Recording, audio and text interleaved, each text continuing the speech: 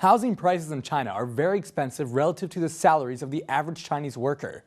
But the houses in many cities have shot up and stayed that way because wealthy people have been buying up multiple homes. One could assume that these houses are creating a housing bubble that is about to pop. But housing appreciation has left room for debate as there's serious demand for houses in several cities. This especially goes for cities where the populations of Chinese residents are millions and millions of people. As there are so many people who can't afford houses in the big cities, the people of China started expressing their frustration. This became evident in places of group discussion like the Chinese social media network Weibo. The government took notice and has made pushes to offer public housing.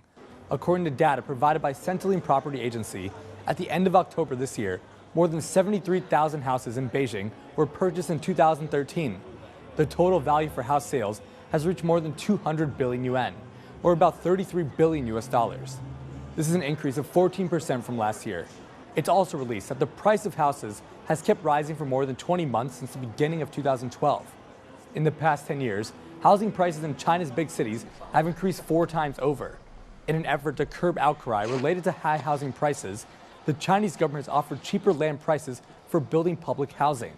But these aren't the most charitable of homes. A house isn't necessarily affordable just because it's cheaper than an unaffordable home. The public housing is supposed to be affordable for poor families.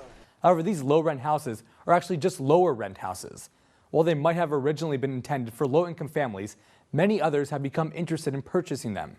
So living in big cities with expensive rent. This is expected, so why does it matter now? The Chinese government has announced the number of government-funded houses reached 36 million by 2015. That means that there will be literally millions of homes built with tax dollars. This would be seen as a sign of great civic virtue if the homes are actually affordable. China's house building department released that as of the end of September this year, more than 4 million government-funded houses have been constructed. This has come with a total investment of about 135 million US dollars.